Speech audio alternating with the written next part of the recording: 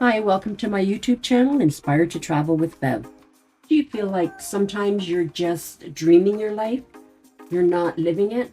Let me inspire you to make a change. Go out, do something. But if you like being active, there are options for international travel. Go on a vacation and do something active. We're going to talk about trekking in the mountains this time, but we're going to look at specific places. We're going to stick with Africa and North Africa, and yes, Morocco. As you know from my previous video, Morocco is on the northwest side of Africa with the Atlantic Ocean on one side, the Mediterranean above. Stay tuned till the end and I'll give you ideas how to help the local environment. 3 fun facts about Morocco. They have a rich agricultural heritage. They export quite a few products. They use the lowlands around the mountains to farm. They terrace, they have orchards, and they have one of the biggest oases in the world. They also export argan oil, which is used for beauty products around the world. They are the land of the Berber, not to be confused with Bedouin, who are nomadic. The Berber have a rich culture, ethnicity, their own language, and they work hard to keep it. And they have the highest ski resort in Africa in the Atlas Mountains. So we're going to look at mountain places. We're going to look at 2. Atlas Mountains go right across the middle of Morocco. The dark brown is the Atlas. There's on top a smaller mountain range, the Rif. You can see it marked there. It follows the Mediterranean. Then you have the Middle Atlas, the High Atlas, and as you go over the mountains, the Anti-Atlas. Because it's very mountainous, there are deep gorges and crazy roads that go hairpinning down the mountain. Then you'll see the villages, now and then dotted along the edge, clinging to the side of the mountain. And of course, you'll see the terracing, which is how they support themselves. As you move through the areas, you'll see that there are no roads going to these villages. They use mules, donkeys, and sometimes ATVs. A problem with mountainous areas is earthquakes, and Morocco has had more than its fair share. In 2023, there was a large one in the Atlas Mountains with aftershocks, and a lot of the villages and the houses in them crumbled and many people were injured. Thousands were injured and some dead. And they couldn't get help in because there were no roads. They could either use ATVs or mules and donkeys pulling carts. So it was very difficult to get aid to the areas that needed it. By law, because of these difficulties and the isolation of trekking, you must use a tour guide, and I would suggest Morocco Explored. I've used them several times. I am not getting payment for them. They're just a really good company. They speak English. They go all over the country, and they've gotten awards from TripAdvisor. So this video will look at trekking in the Atlas Mountains. This is not for everyone, but it is a great vacation trip, and almost all of them, because of its location, start from Marrakesh. There are all kinds of different treks through the Atlas Mountains. If you're a real mountain climber and love the challenge, Mount Toubkal is the highest peak in the Atlas Mountains. If not, do your homework and find a trek that suits you with beautiful views, and you'll enjoy it all. They usually drive you into the mountains. Then you start by connecting with your guides and you load your stuff onto donkeys, mules, and off you go. As you go, enjoy every glimpse you get of the Atlas Mountain peaks. At the beginning, you're on nice, wide paths, and it's a bit deceiving. And then you get narrow ones. You end up going right through villages because the road you're on is the only road that goes there. You get a glimpse of life in the mountain and how people survive in steep areas with not a lot of land to farm. Every bit of flat land is used to grow products to survive on, even terracing. You'll see orchards of different kinds of fruit, but most amazing is how the houses cling to the side of the mountains. As you hike, you'll come across various people that live in the area, carrying their goods by donkey or mule. We saw kids helping, we saw kids following us, which was quite cute. And then you get into the completely uninhabited areas, at least they look that way, and you start feeling so insignificant in this vast land. So here, within the circle, that's our team walking. You can't even see them. All of our belongings were on the mules. The terrain was quite rough, and we used walking sticks to keep our balance around the edges. And then you can see there's a line there, that's an aqueduct, which they use to get water to some of the remote villages. There are dry riverbeds that you cross. They block up the edges sometimes so that they can hold any water as the rains come. The terraces are a lot of work to get set up, but you can see how productive they are. We found a few little waterfalls and we had to cross a river, but there are more waterfalls on different treks. Back to our trek, you can see we have to move single file on these little trails, and we were so happy that the guides had all of our belongings. We didn't have to worry at all. Check out these next pictures, and it just shows how isolated it was and how small we are in this big world. There, you can see us there. Thank goodness we had guides or we would have been lost. So again, here, that flashing light is a person. You can't even see them. They're smaller than a bush. And then the group was waiting for everyone to catch up. There they are on the top. As you walk, you realize there's these saddles between the mountains and you're crossing from one mountain to the other. Every now and then you get a glimpse of the higher mountains, the peaks that are just beyond. You'd stop when the sun went down and be up with the sunrise to be on the road. This was the view from our gîte or auberge. Here we landed, you can see the flat area, and then there was a beautiful deck out the back and you can see the mountains in the distance.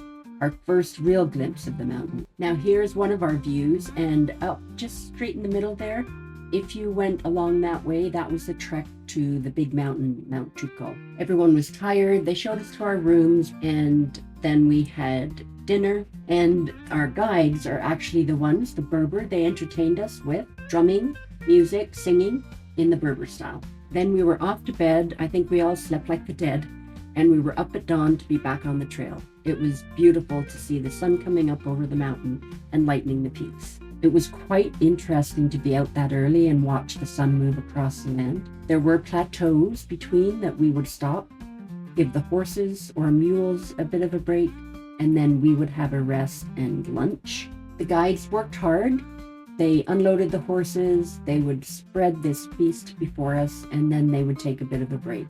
And then we'd be back on the road or the path again. Clouds moved in on our second day and blocked our view a little bit of the mountains. It got a bit cooler when you had the cloud blocking the sun. And as we got higher, because we were still going higher, we did see, this is Mount Chuko that you get a look at. And with the higher altitude, we actually got snow, which was quite a bit of fun. We had a snowball fight, but then we were wet and it was cold. So the guides built a huge fire for us to dry off, get more layers on and move on. There are like shepherd's huts in case, I guess, you get stuck up there. And then over one ridge, you see another sort of valley and where people live. They do not have access to roads back in there. And these were some of our best views as we walked. And we again see the terraces way inside the mountains, going down and across a saddle to get to another ridge. The soil on the lower sides had this red look to it, which is rich. And then these bushes are the argan plant or argan tree. And goats climb these trees and eat the argan nuts. So let's talk about argan oil. It is used in beauty products all over the world.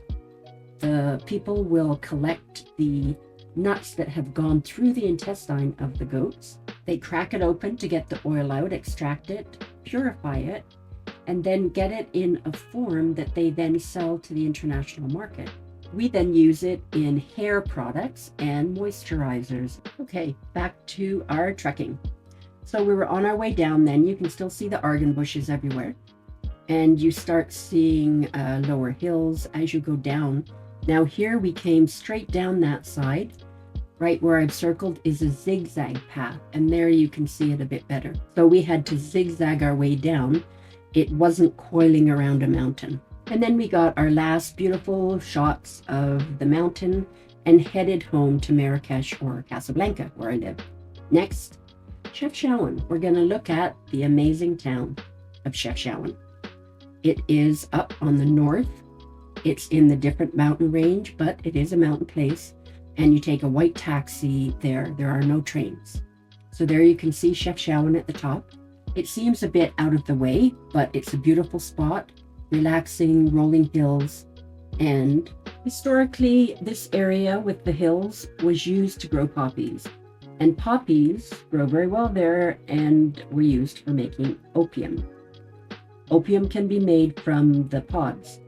It was a very strong opium market there. Now it is different. It's a tourist attraction. The city is unique. It has cultural aspects, and it's a must-see, actually. It's the Blue City. If you've seen it, heard of it, it's very unique. This door is at the entrance. You go past that door and you're in the city. Streets are painted blue, buildings are painted blue, and you can wander around the town and check out the other areas, find a whole bunch of places to take pictures of, lots of photo opportunities, and then in the middle of the town is an old fort, and you can enter it. It has this whole garden on the inside. There's a little museum in there, but you can climb onto the walls, have a look around, get a good view of the surrounding area from it. And the building is intact. You can go down into the underneath, which is a dungeon, and there was a prison there at one point. Then, as I mentioned, the garden is quite beautiful and peaceful. I'm not sure if the garden was always there or they built it into the space within the ruins. There are some beautiful flowers. You can see that it's well planned and it is a peaceful place. And then you can find areas to get a view. And that's about it for the ruins. So back into the town, looking for your blue photo. You'll be looking for the best picture with all the blues. There are different shades of blue, as you can see. Sometimes it looks like a Smurf village. I know, weird. Or it rained and it was like an ice castle, which was also kind of weird. You can see it's hilly. There are steps everywhere. And some, like this dark blue, seems so refreshing. Even the pots are painted blue. So why blue? There are a lot of ideas about this. One is blue keeps evil spirits away or ghosts away. Another is painting things light blue keeps insects away. And then there's some documentation to say that it is from Jews that settled there. In the 1930s, they were on the run from Hitler and settled here. Blue is an important color. It's in their prayer cloths, and it's like blue sky, bringing them closer to God. So it's one thought. Regardless of which one, it is a beautiful experience to see all the blues blending together. I want to show you my hotel room. Look at this sink, handmade copper. The shower, very unique, plastered walls, typical of Morocco. The fireplace, which we kept going. We were there at winter, and this was the lounge on the top floor where we could go and rest. Some of the restaurants we went to have these big lounges, so you could relax as you ate. We could see the landscape around, and you can go hiking, so we decided to go and see what was out there. We met some people going about their lives, a whole family, and now the environmental bit. We found a way to help the local population and talk to these lovely ladies who are involved in replanting trees for the forest. I love anything environmental, just down my alley.